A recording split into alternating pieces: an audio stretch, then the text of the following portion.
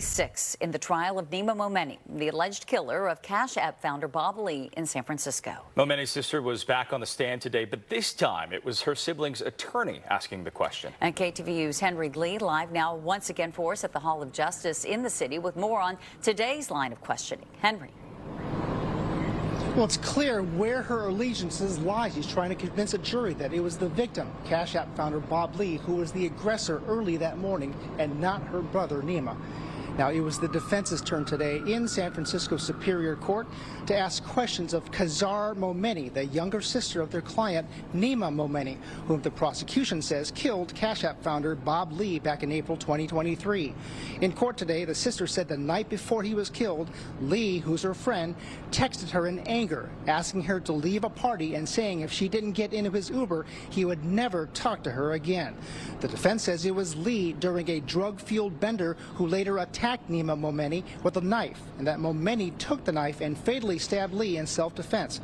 An autopsy showed Lee had alcohol, cocaine, and ketamine in his system. The prosecution says it was the defendant who was upset and angry because a sister had told him she'd been given too many drugs by Lee's dealer at the party, and that the dealer had slapped her on her behind. But the sister has testified that her brother was calm and that Lee was aggressive that night while drinking and taking drugs. Her testimony has been blasted by Lee's family and others.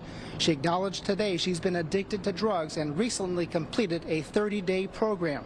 KTVU legal analyst Michael Cardoza says it will ultimately be up to the jury to carefully weigh her testimony. But all of that goes to her truth and veracity on the stand.